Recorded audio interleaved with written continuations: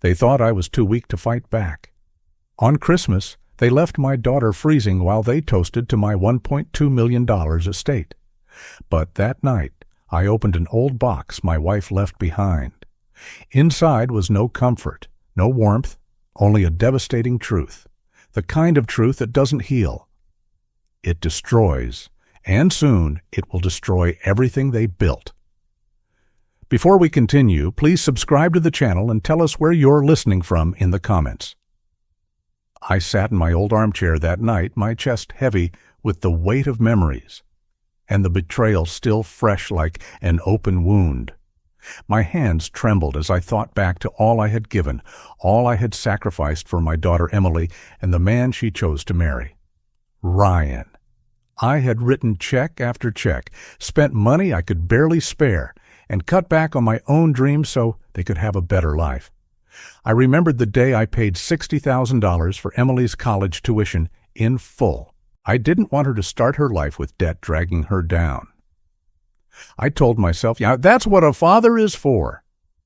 I remembered the pride in her eyes when I handed her the keys to her first car, a used Toyota I had bought for $25,000 cash. That car was more than metal and wheels. It was safety. It was freedom. And it was my way of telling her, you don't have to struggle like I did. Years later, when she and Ryan wanted to start their life together, I gave them $100,000 toward their wedding and the down payment on their home. I didn't think twice. I didn't count the dollars. I just thought about the joy on her face, the dream of watching her build a family. I cut corners on everything else. I skipped vacations, canceled trips my wife and I had always dreamed of. We had once planned to see Italy, to walk hand in hand through Rome, to drink wine in Tuscany. Instead, I told her, we'll wait until the kids are settled. All right. We waited, and then my wife grew ill, and then she was gone, and that trip never came. For years, my dinners were simple bowls of beans, rice, and bread. I told myself I didn't need more. I wore the same old coat through winter. I gave it all so my daughter could have comfort. Yet, as I sat there, I realized all of that love, all of that sacrifice had been twisted into chains they now used to pull me down. The estate I built with my wife's steady hands wasn't just numbers in a bank account. It wasn't just a figure, though $1.2 million sounded large to most people. To me, it was bone and sweat, years of early mornings and late nights, teaching martial arts at the community center, coaching kids who couldn't pay, fixing houses on weekends to save up a few extra dollars. The home we had bought for $250,000 was now worth $600,000. But to me, it was priceless. Every corner carried her touch. Linda had chosen the curtains and stitched them herself. She had painted the walls soft yellow, the color, she said, reminded her of summer fields. We sat by the fireplace every Christmas Eve, her knitting in her lap, Emily asleep under the tree.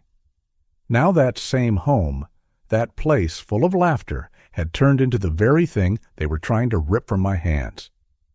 They weren't just trying to steal money. They were trying to erase a lifetime. They were trying to rob me of the one place where my wife's presence still lingered in the air. And that was the part that broke me most. That evening, as I sorted through old boxes after Linda's funeral, trying to find some small comfort in her things, my hand brushed against the back of the closet. There, hidden under a stack of blankets, was a wooden box I hadn't seen before. It was small, carved with delicate flowers, the kind Linda used to sketch in her journals. My breath caught. I opened it slowly, my fingers trembling. Inside was a diary, bound in worn leather, and a sealed envelope with my name, written in her familiar, careful handwriting. I pressed it to my chest. For a long time, I couldn't open it. It felt like holding her hand again, like hearing her voice through time. Finally, with tears streaking down my face, I opened the diary first. Page after page was her neat handwriting, but the words turned my stomach. She had written about the debts Harold Whitlock, Ryan's father, had buried under legal tricks. She had recorded whispers of money laundering, of signatures forged, of property taken in the shadows. And the envelope? Inside was a letter she had written to me before she died. Her words were steady, almost calm. "Tom, if you are reading this, then you need to know the truth. The Whitlocks have been planning to strip you of everything, but you must also know Ryan is not the man he pretends to be. Protect Emily. Protect what we built."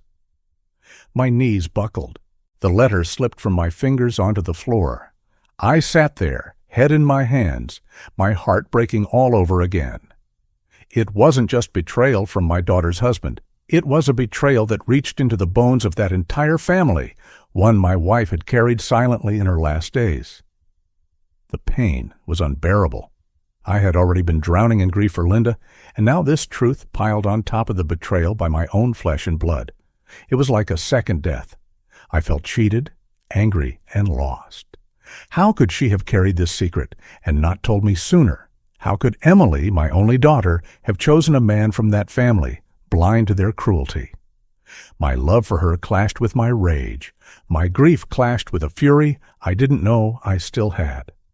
I rocked back and forth on the edge of the bed, clutching the box, whispering her name.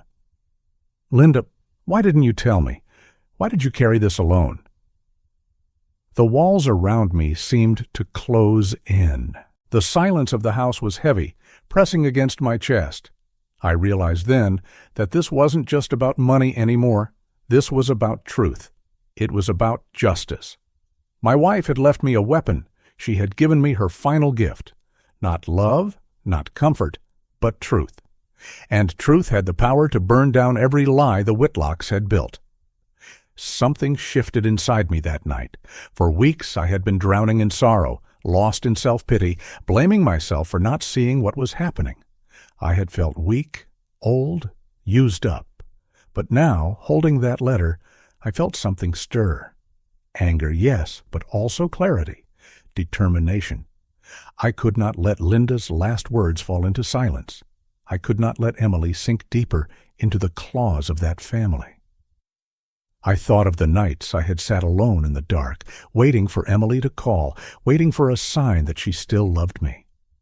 I thought of how many times I had forgiven her silence, her distance, because I told myself, she is under pressure. She is building a life. But the truth was uglier. She had turned her back on me, joined hands with them, and tried to carve me out of my own home. Still, she was my daughter. And Linda's letter made one thing clear. Emily was as much a victim as I was. They had broken her spirit, used her pain against her, and now it was up to me to protect her whether she wanted it or not. The days after that discovery blurred together. I ignored every call from Ryan. His texts came in waves, pretending politeness, asking to talk things over. I deleted them without reading further. I deleted his voicemails, his attempts at charm.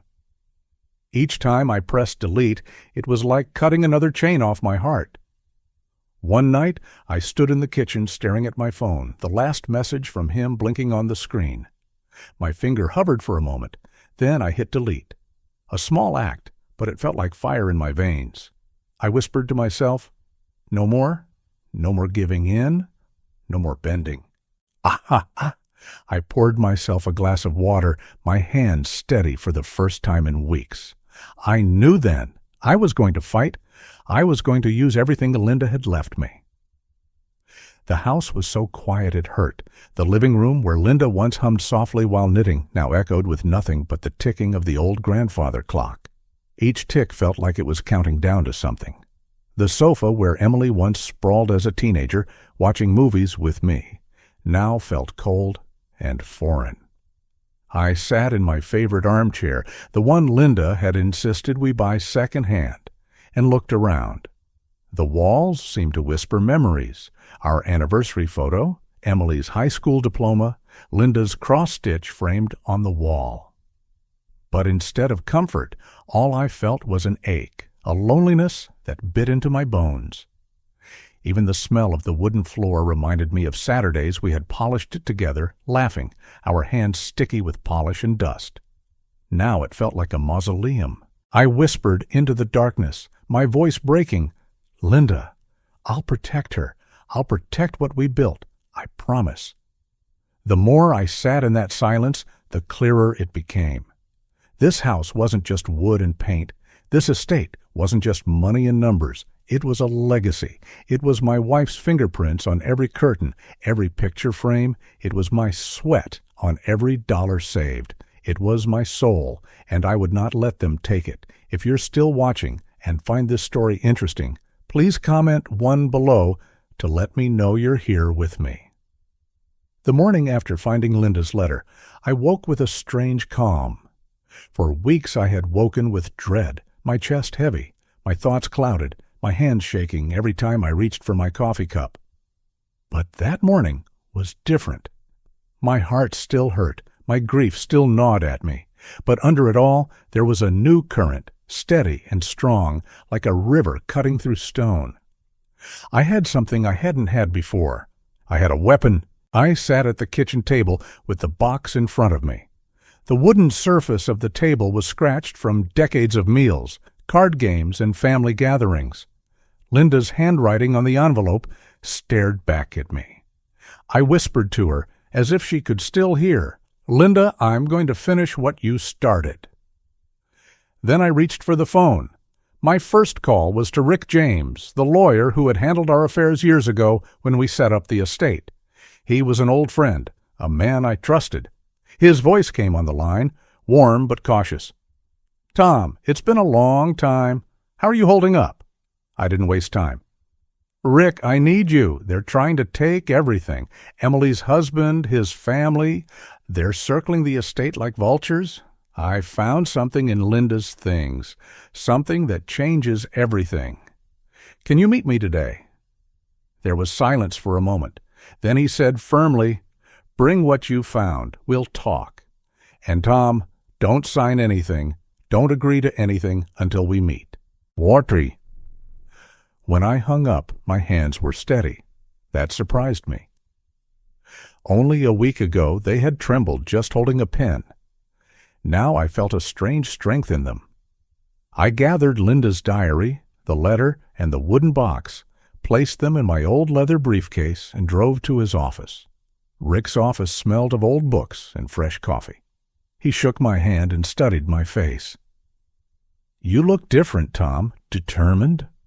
I opened the briefcase and laid out the items. As he read Linda's letter, his brows furrowed. When he flipped through the diary, his eyes sharpened. "Tom, this isn't just personal. This is legal dynamite. If what she wrote is true, the Whitlocks are in deeper trouble than you imagined." He picked up the phone, called his assistant, and asked for certain files to be pulled. Then he looked at me. "First things first, we freeze what we can. You said the estate is valued at $1.2 million? I nodded. "Between the house, the accounts, the investments." "Yes." "Good.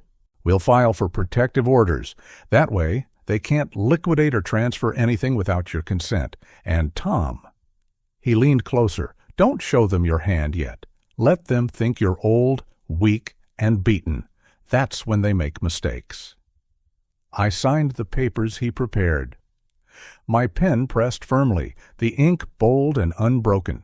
No more shaky hands, no more hesitation. My signature looked like it had 20 years ago. Later that day, I walked into the bank. The marble floors echoed under my shoes. The teller, a young woman with kind eyes, looked at me with concern when I explained I wanted to secure my accounts. "Mr. Harper," she said softly, "I noticed unusual activity. Large withdrawal attempts are linked to a joint account request. It didn't go through because it wasn't authorized, but it seemed odd. Are you okay?" Her words cut through me. A stranger saw my worth, worried about me, while my own daughter had sat silent beside Ryan as he plotted. I swallowed hard and nodded. "I'll be fine. Thank you for telling me. You may have saved me." I left the bank feeling heavier and lighter all at once. Heavier because the betrayal was real, lighter because I knew I was fighting back. 2 days later, Ryan called. His tone was smooth, smug. "Tom, we should meet. I have plans drawn up. It's time to make some moves with the estate. We can't let things sit idle." I almost laughed at his choice of words. We, as if he had earned one brick of the house, one drop of the sweat it took to build the accounts. Still, I agreed. "Come by. Bring whatever you want me to see." That evening, he walked into my living room as though it already belonged to him. Emily trailed behind, her face pale, her eyes darting everywhere but at me. Ryan spread out papers on the coffee table, charts, numbers, a business plan. "Tom, once the estate is transferred, I'll use the funds to open my own law firm. It'll be the Whitlock legacy. Emily will be secure. You won't have to worry about a thing." I sat in my armchair, my face calm. I didn't argue. I didn't protest. I let him talk. His arrogance filled the room. He didn't notice the silence, didn't realize it was deliberate. Emily shifted uncomfortably, but Ryan didn't care. He was in love with his own voice. Then he pulled out another sheet, his eyes gleaming. "This," he said, "is proof Emily has always been financially dependent. A debt agreement signed years ago. It shows she owed her parents more than she could ever repay. So this transfer? It's just settling accounts." He handed me the paper. My stomach turned. It was a forgery, a cruel attempt to paint my daughter as a burden. Emily looked at the floor, shame washing over her. Ryan smirked, waiting for my reaction. I held the paper in my hand. My jaw tightened. For a moment, pain stabbed me, but then I saw it for what it was. Desperation. I folded the paper carefully and slid it into my briefcase. My voice was calm. "Thank you for showing me this. I'll keep it safe." Ryan mistook my composure for surrender. He grinned. "See? You understand." Inside, I burned, but outside I was stone. When they left, I whispered into the empty room, "Linda, did you see that? They'll bury themselves. All I have to do is let them keep digging." That night, Rick called. His voice was sharp. "Tom, I pulled financial records. Ryan's father, Harold Whitlock, has outstanding debts tied to shell companies, foreclosures, unpaid loans, lawsuits buried in settlement agreements. It matches what Linda wrote. Tom, this is the ace. If they push, we push back with this. They'll crumble." I sat in the dark, the phone pressed to my ear, a slow smile spreading across my face. My grief was still there, my love for Emily still torn, but my fear was gone. I closed my eyes and whispered, "They think I've lost. They think age makes me weak, but they don't know. The game has only just begun. Maspori Apul." I signed the authorization Rick emailed me to open the case. My signature flowed with strength. As I set the pen down, I said aloud, "This is for Linda. This is for Emily. This is for justice." And for the first time in weeks, I slept without nightmares. If you've ever seen justice twisted, if you've ever felt the sting of betrayal in your own family, type one word in the comments right now: justice. Because that's what this is all about. If you're still watching and find this story interesting, please comment 2 below to let me know you're here with me. I cleaned the house the way Linda used to, slow and careful, one room at a time, as if order could keep my mind steady. Chairs straightened, coasters aligned. The old clock on the mantel was ticking like a metronome for my breathing. I brewed coffee strong enough to wake the dead. The living room smelled like oak and peppermint oil. It was my home. It was our home. And tonight it would be a courtroom with no judge, a final rehearsal before the real thing. I set a legal pad on the coffee table. I stacked folders by color, bank records in blue, property records in red, phone logs in green. The wooden box Linda left me sat in the center like a heart, closed, waiting. The house was so quiet I could hear the furnace turn on and settle. Outside, the last of the snow clung to the grass. A crow watched from the fence, patient and black. They arrived in a small parade of confidence. Ryan first, carrying a portfolio like a trophy. Abigail was right behind him, coat expensive and eyes hard. Evelyn and Harold brought the weather in with them, a gust of perfume and scorn. My daughter Emily stood apart, her shoulders drawn in, her eyes searching the room as if it might offer a hiding place. I felt the familiar ache in my ribs when I saw her. Love mixed with anger, fear mixed with hope. I nodded toward the sofa and the two chairs opposite my armchair. "Have a seat," I said. My voice was even. I poured coffee. I set out cups. The Whitlocks declined, as if accepting a simple kindness might make them smaller. Emily took a cup and held it with both hands like she needed the heat to keep her here. Rick James arrived 2 minutes later, right on time, his tie straight, his eyes alert. He shook my hand and nodded to Emily. He greeted the Whitlocks with the practiced politeness of someone who has spent a lifetime watching wolves act like lambs. Jake came in last, off duty, but wearing the gravity of his badge and the set of his jaw. He sat near the window, not looming, not threatening, simply present. I felt the room shift when the two of them entered. For weeks I had been alone. Tonight I was not. Harold cleared his throat, the way men do when they want the air to stand at attention. "Thomas," he said, using the long version of my name like a gavel, "this meeting is a courtesy. We don't need your consent. Emily understands our plan. We're here to make the transition orderly, for everyone's sake." He placed his hands on his knees, a judge at his bench. Ryan pulled out glossy charts, numbers in columns, arrows pointing up.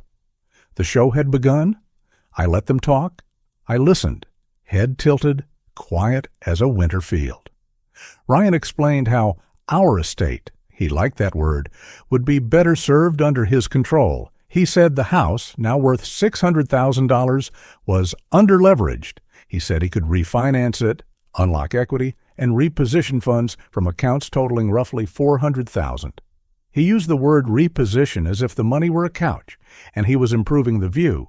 He said it all with a smile that had no temperature. Harold chimed in with phrases like fiduciary duty and long-term stewardship.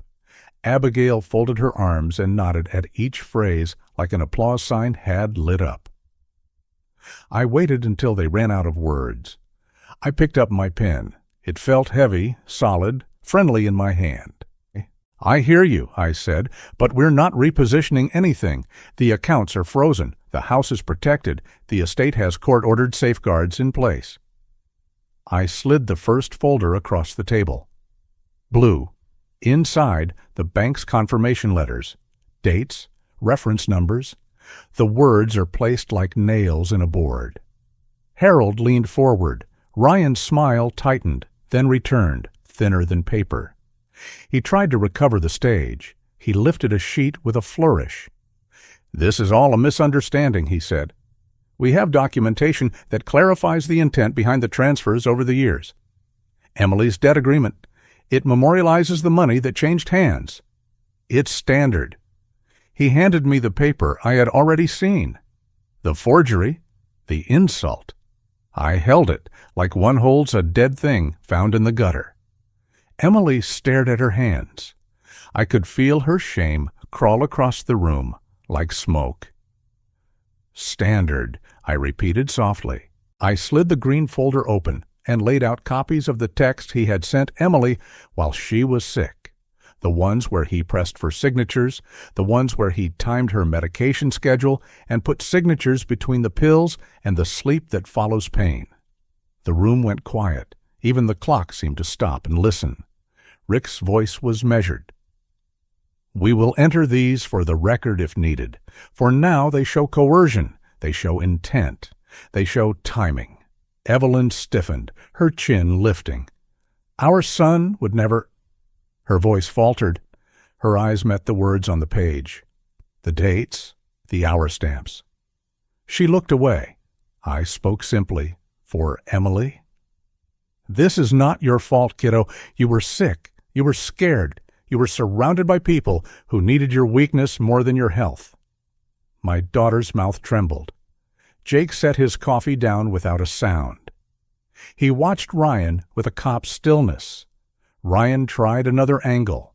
"Look," he said, softer now, reaching for the voice he used to win juries. "We all want what's best for Emily, for you. These changes will ensure stability." He reached into the portfolio and brought out his next trick. PowerPoint printed in color. A firm name, Whitlock Law Group, office renderings, marble reception area, a receptionist in a suit she couldn't afford. "This is the future," he said. "This is what your money can build. Legacy." I slid open the red folder. Property records. The deed. The original mortgage. The satisfaction of mortgage from the year Linda and I burned our last note in the fireplace and drank a bottle of wine we had saved for 10 years. My finger tapped the satisfaction date. "This is my legacy," I said. "Not your lobby." Harold's jaw twitched. He looked at Rick. "Counselor, surely you've explained to your client the inefficiencies of fighting a losing battle. At his age, stress is a serious risk. We are trying to be humane." I almost laughed. At my age. The old card played again. Rick kept his voice calm. "My client understands the risks. He also understands the law. And we both understand something else you may have forgotten. Truth ages well." I leaned back and took a breath. The house felt steady around me. The walls knew me. The floor knew me. The table knew every scar it had given me, and every scratch I had given it back. I had lived here. I had bled here. I had loved her. I let the air fill my lungs until the shake left my hands. "Before we go further," I said, "we're going to let a few people speak." I nodded toward the hallway. Mrs. Norton, our neighbor for 30 years, stepped into the room, small and fierce, her gray hair pinned like it always was for church. She held a plate of cookies because that was who she was. She set them down and put a hand on the back of my chair. "I know this man," she said, her voice clear. "I watched him shovel the sidewalk for this block every winter, even when his back hurt. I watched him fix the fence when the storm took it down. He's of sound mind. He's of sound heart. Anyone telling you different is lying to your face." She left the room like a prayer leaves a chapel, quiet and complete. From the foyer, Pastor Raymond stepped in, hat in his hands, coat still smelling of cold air. He nodded to each of us and then spoke to the room, not to a person, as pastors do when the truth belongs to everyone. "Grief does not make a man weak, it makes him honest. I have sat with Tom in silence. I have heard him tell the truth when a lie would have been easier. Minors of character don't hold up in the dark. He does." He set a small pamphlet on the table that read simply, "We bear one another's burdens." Then he left, the front door closing softly behind him. The Whitlocks shifted in their seats. Compliments offered like evidence. Witnesses who asked for nothing. I could see the math stumble behind Harold's eyes. The calculus of reputation is not kind to those who depend on fear. Jake spoke next, low and even. "I have been present for several interactions between this family and Mr. Harper. On one occasion, I stood on that porch and listened to things I wish I had not heard. I will testify to what I heard. I will testify to the coercion I observed, and I am not the only officer willing to do so."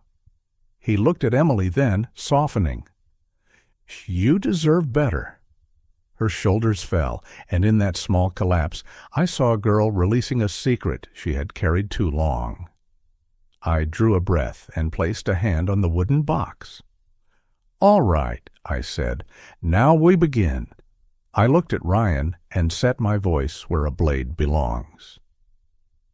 Last night someone broke into this house. I watched his pupils tighten. They didn't take the television. They didn't take the stereo. They took drafts. Photocopies. They tore what they could find. They left a note that told me the truth was not welcome here. I slid a photo across the table. Paper torn, drawers open, footprints in melting slush by the back door.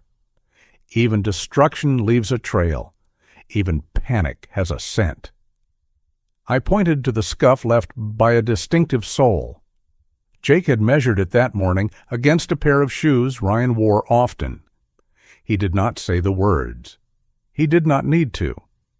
"You think smashing paper would save you?" I said softly. "But paper is the last thing I have. What I have now is bone. Bone doesn't tear." I opened the wooden box and lifted Linda's diary.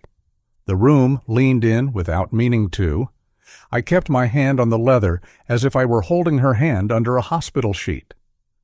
Before she died, my wife wrote down what she learned, not because she wanted to, but because she had to. She met with people who don't speak your language of marble lobbies and new logos. She sat with secretaries and clerks and a janitor who watched everything. She listened. She wrote. She saved it for me because she knew what would be required. I passed the diary to Rick. He opened it to a page with Harold's name written in Linda's steady hand. A date? An amount? A company no longer in business. Rick laid out the supporting documents he had pulled in the last 48 hours. Public records. Court filings. UCC liens. Settlements sealed, but referenced by docket number. He did not need to decorate them. He placed them down like stones in a river. 1, 2, 3. "You have outstanding debts, Mr. Whitlock," he said calmly. "You have moved assets through entities that do not survive scrutiny. You have attempted to secure this estate to plug holes. Your son has attempted to force signatures to speed that process.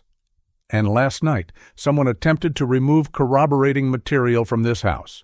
We will provide this to the court, or," he glanced up, "we can resolve it here by acknowledging reality." Harold's face lost its color.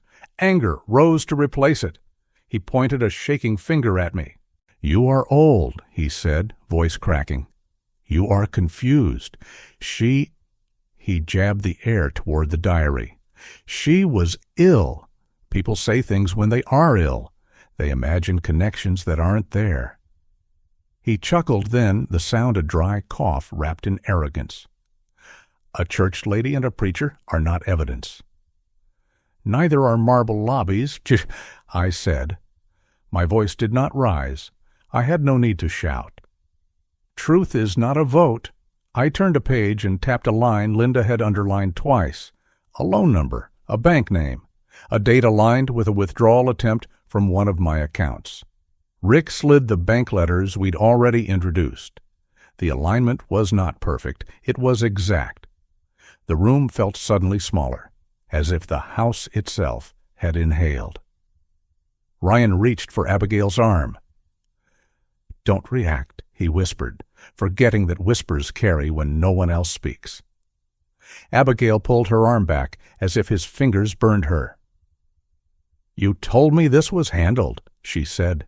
"The first crack, thin as a hairline in an old plate. But once a plate is cracked, it is never the same." I looked at Emily. "I need you to hear this part." She lifted her eyes. They were red and beautiful and wounded. I kept my words slow. "You did not owe us money. You were our daughter. That's the end of the account." Her breath hitched, a sound like a small child crying down a hallway a long time ago. I kept my gaze on her as I spoke to the room. "The so-called debt instrument is fraudulent. The timing makes it worse than fraud. It is cruelty in a suit." I slid the green folder forward again, then closed it with my palm. "We're done with that." Evelyn could not help herself. "We were only trying to stabilize the situation," she said, voice high, desperate. "After everything our family has been through, after our losses, do you think we enjoyed any of this?" She arranged her pearls with trembling fingers. "We were preserving dignity." "You were preserving access," I said. "There's a difference." "Sure." Ryan stood. He could not sit any more. Pride hates chairs. "Enough of the theater," he snapped. "We aren't in court." He swept a hand toward the diary. "This is inadmissible rubbish. Scribbles in a book. A grieving man's last straw. We came here to be generous." He reached for the portfolio, hungry for the one thing he still controlled, the paper he brought. Jake rose, too. He didn't touch Ryan. He didn't need to. Men who spend their lives near danger know when the air shifts just before a bad decision. Ryan sat back down, as if gravity had remembered him. I hadn't wanted to open Linda's letter in front of them. It felt too much like letting strangers watch me undress. But the moment required what it required. I slid my finger under the sealed flap and opened it. The paper crackled the way old paper does. Her handwriting smiled and cut at the same time. I read aloud. "Tom, if this finds you, it's because I couldn't carry what I learned, and die with peace. Harold's debts are worse than rumor. His need will not end. He will send his son to do the taking. He will smile while he does it. Protect Emily not from poverty, but from shame. Remind her who she is. Remind them who you are. Truth has longer legs than fear." I paused. I closed my eyes. It felt like kissing her forehead goodbye for the last time. When I opened them, the room looked different. Sharper. Honest. Harold's voice broke then. "You can't prove—" He stopped because proof was on the table, page after page, weight accumulating. He looked at Ryan the way a drowning man looks at a lifeguard who can't swim. "Fix this," he hissed. Ryan's mouth opened. Nothing came out. Abigail stood.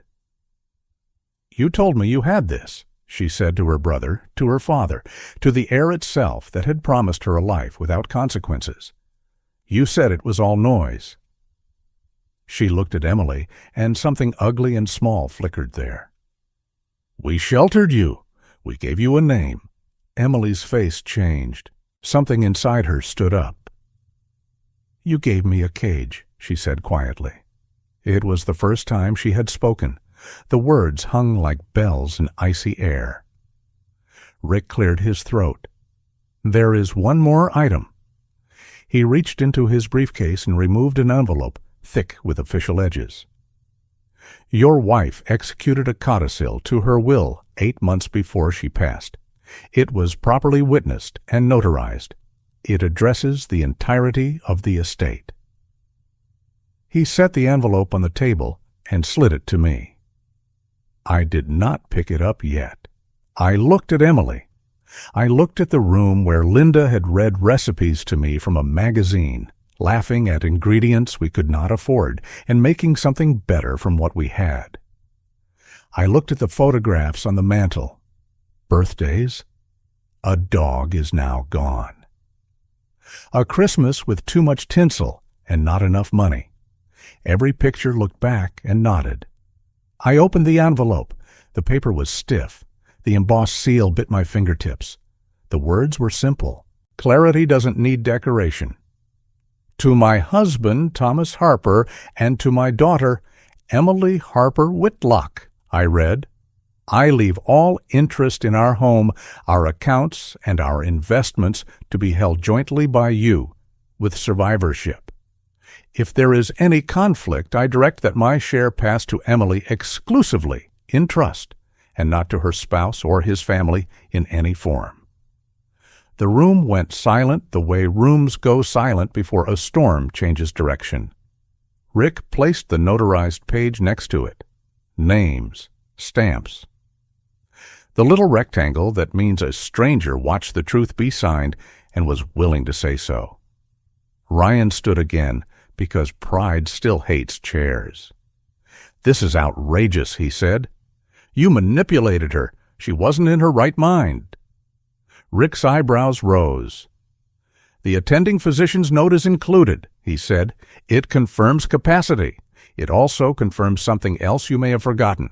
Your presence was specifically restricted from certain medical decisions due to repeated disruptions noted by staff."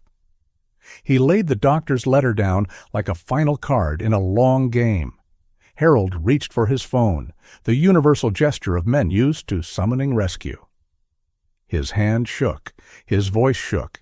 He whispered to no one who could help him, and when no help came, he turned on the closest person who might absorb blame. "This is your fault," he said to Ryan. spitting the words like seeds that will never grow. You said you had it contained. Abigail stepped away from both of them. I'm not going down for this, she said, her voice thin as a thread. Evelyn made a sound I had never heard from her before. It was small and human. She put a hand to her chest, as if checking to see if her heart was still where she left it. I stood because I could. I stood because my legs remembered what truth feels like when it runs through you. I looked at Emily, not at them. Your mother wanted you to have a home, I said. She wanted you to have peace. She wanted you to remember that your worth is not measured in your usefulness to someone else's hunger. Tears ran down her face. She nodded once, a person receiving a name back that she had almost forgotten. Rick summarized what needed no summary. The estate remains intact. The accounts remain frozen against external claims. We will move to formalize the trust in Emily's favor as directed by the codicil. Any interference will be met in court. We will also pursue protective orders as needed. He turned to Harold with a politeness that was now bare of pretense. This would be a good time to consider your next words carefully. Ryan's mouth worked. He reached for the portfolio again, then let his hands fall. This isn't over, he said. He meant it as a threat. It sounded like a prayer that had lost its grammar. Jake stepped closer to the window and spoke as if reciting instructions he had given 100 times. Leave now. Don't contact Mr. Harper except through counsel. Don't approach Emily. Anything else becomes my business immediately. No badge needed to be shown. Some authority wears a body like a well-used coat. They left in fragments. Abigail first, heels loud on the hardwood, anger making her taller than she was. Evelyn next, smoothing her coat as if fabric could smooth a life.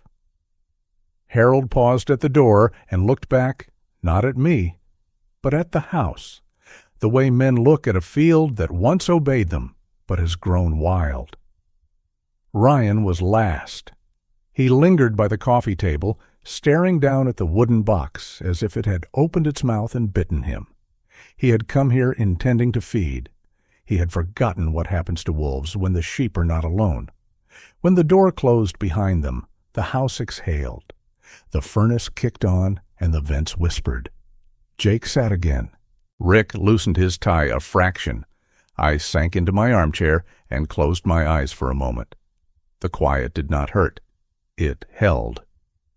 Emily walked around the coffee table and stood in front of me. She looked small and strong at the same time, the way children look when they become themselves. Dad, she said, and the word landed in my chest, like a bird that finally found its nest again. I'm sorry. I shook my head. We're done with sorry, I said. We're on to better words. She smiled, and in that smile, I saw a girl with a skinned knee on a summer day refusing to cry because she wanted to be brave.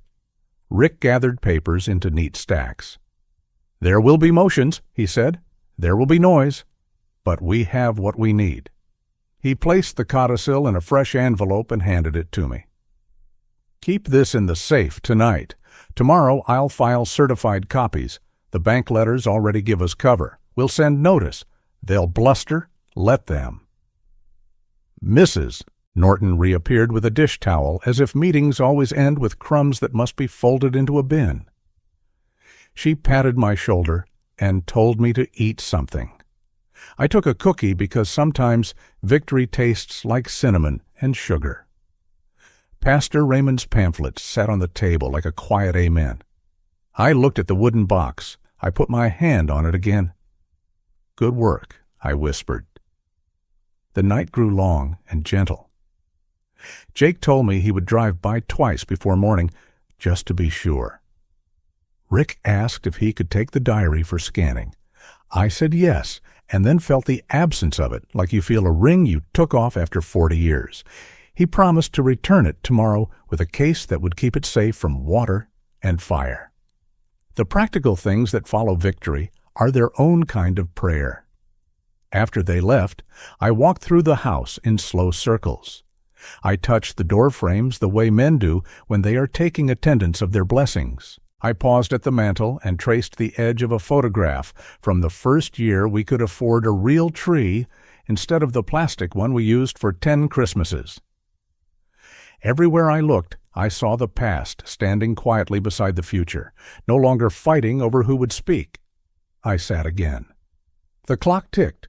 The coffee had gone cold, but I drank it anyway because some tastes remind you of your own persistence. The phone buzzed once, a message from an unknown number. "You'll regret this." I turned the phone face down and watched the light fade. Threats are old songs. I know their lyrics. They've never changed their tune. The difference tonight was simple. I wasn't alone, and I wasn't afraid. Before I went to bed, I wrote a note and taped it inside the safe on the shelf where Linda used to hide birthday gifts. It said, "If you are reading this, remember we did the hard thing because it was the right thing. Remember you deserve peace. Remember, truth has longer legs than fear." I signed my name. I locked the safe. I turned off the light. I stood in the doorway to the hall and spoke into the dark, not to ghosts, but to the truth that makes houses stand. "They thought I was weak," I said. "But now they've seen the cost of underestimating a man who never stopped loving what he built." My voice did not need to be loud. The walls had good ears. If you believe truth still matters, if you believe the quiet work of a lifetime deserves respect, then hear me. The pain of being dismissed, of being told you're old, confused, in the way. It's heavy, isn't it? If you believe everyone deserves to be seen and heard, type one word for me in the comments right now: value. Now watch what we do next with that belief, because this isn't the end. It's your turn, and tomorrow the filings will go in, the trust will be recorded, and the road will bend toward a life where fear no longer drives the car. Truth. If you're still watching and find this story interesting, please comment 3 below to let me know you're here with me. The days after that night felt different. The air itself seemed lighter, as though the house had finally exhaled after years of suffocation. The Whitlocks left in disgrace, and though their threats lingered in the form of hushed phone calls and veiled letters, they had lost their teeth. Rick filed the necessary motions at court. The judge signed off on the frozen accounts, and every attempt they made to claw their way back was turned into dust by documented truth. Harold's reputation collapsed almost overnight. Once he was the man people stood for when he entered a room. Now his name was whispered in pity. His debts, once hidden behind marble and charm, spilled into the open. Invitations dried up. Old friends crossed the street to avoid him. He found himself alone in a large house that no longer carried power, but only shadows of a legacy squandered. Ryan faced his own undoing. The firm that had promised to make him a partner cast him out as soon as Rick's filings became public. No law group wants to be tied to forged signatures and frozen accounts. His dream of Whitlock Law Group never made it beyond a cheap mock-up, and the glossy brochures I had seen on my table were the last remnants of a fantasy. Without my estate to fund it, the dream died before it was born. Abigail fared no better. Her marriage, already strained by her cold ambition, broke apart when her husband discovered the extent of her involvement in Ryan's schemes. Divorce papers replaced family dinners, and she was left bitter without the comfort of her title. Evelyn, who once looked down her nose at me as if kindness were a weakness, now lived surrounded by silence. The Whitlock name, once spoken with deference, had turned into a cautionary tale. For me, the story bent toward peace. I sold a portion of the estate, liquidating investments Linda and I had once treated as untouchable. $600,000 from the sale of stocks was set aside to secure Emily's future. Another portion went into the trust for emergencies, and what remained I put into a smaller home in the quiet of the suburbs. The new place cost $350,000, a modest house with a porch that faced west. It wasn't as grand as the old one, but it didn't need to be. Every board, every window felt like a promise that life could be simple again. Emily moved in with me, not as a dependent, but as a daughter learning how to breathe again. She started therapy, and slowly the light returned to her eyes. We cooked together in the evenings, simple meals that carried the smell of garlic and onions through the house. Some nights she sat on the porch swing, a cup of tea in her hands, and whispered to me how free she felt now that she wasn't being manipulated. "Dad, for the first time in years, I don't feel like I'm failing everyone." "Why?" I would put a hand on hers and remind her, "You were never failing, Emily. You were fighting to survive." I didn't spend all my time in the quiet. I reopened a part of myself I had left behind when Linda fell ill. At the local community center, I volunteered to teach martial arts classes for kids who couldn't afford lessons. Some of them came from homes where shouting was more common than laughter, where their small shoulders carried burdens too heavy. Watching them kick, stumble, and laugh reminded me of my early days on the mat, when discipline was not about fighting but about respect. One boy handed me a crumpled thank you card that said, in shaky handwriting, "Thank you for teaching me to be strong." I kept it in my wallet like a medal.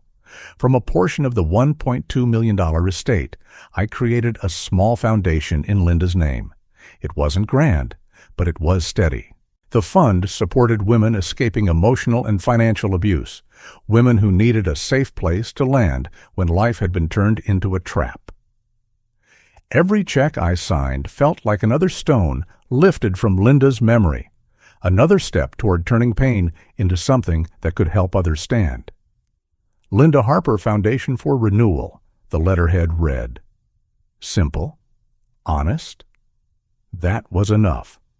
The Whitlocks tried, once, to reach out. A letter arrived, unsigned, but carrying Ryan's handwriting. He wrote about regret, about misunderstanding, about wanting to find a way forward. Harold called, once too, his voice on the machine, worn down by desperation, insisting it was all just a family disagreement. Abigail sent an email with a single line. "We didn't mean for it to go this far." I deleted them all. I didn't need their apologies. Forgiveness, I realized, wasn't about giving them peace. It was about taking back mine. I whispered to myself one night on the porch, watching the sun slip into the trees. I don't need their sorry. I have my life. The true victory wasn't just the frozen accounts or the codicil being honored. The real victory was the silence inside my chest. For the first time in years, my heartbeat wasn't racing against betrayal. It was steady. It was mine. There are lessons carved deep into the marrow of this story. For parents, the truth is simple. Love without boundaries is not love. It is surrender.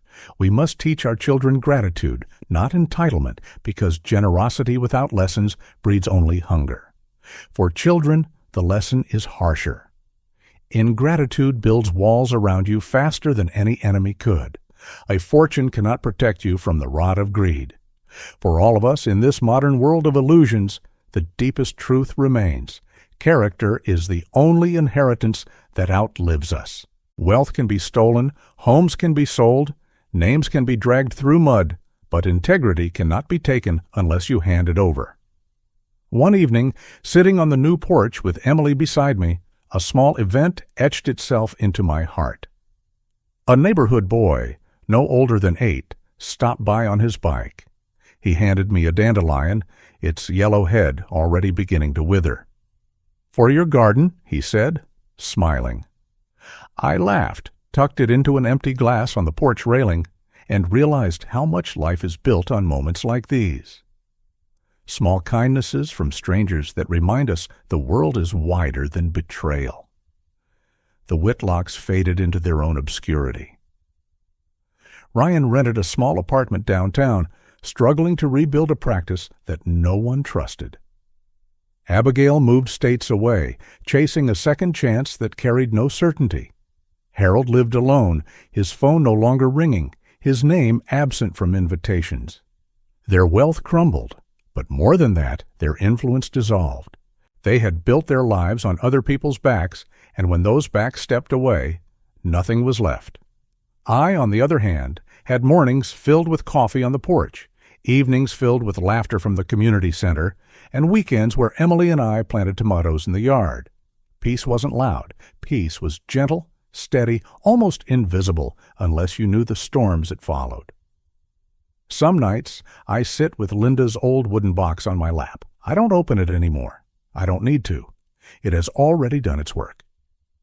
I place my hand on the lid and whisper, "Linda, we did it. We protected Emily. We kept our promise." The cicadas sing back.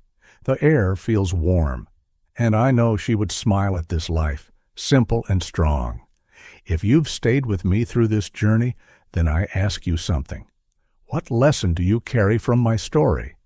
Was it about boundaries, about gratitude, about the power of truth? Tell me right now in the comments what you will take into your own life. Because stories like mine don't end in one house or one courtroom. They live on in choices, in lessons, in the way we teach our children, and in the way we protect ourselves. So, tell me, what lesson spoke loudest to you? The story has come to an end. I hope it has brought you valuable lessons and insights. If you enjoyed this content, please like, share, and subscribe to the channel so you won't miss the next video. Goodbye, and see you again.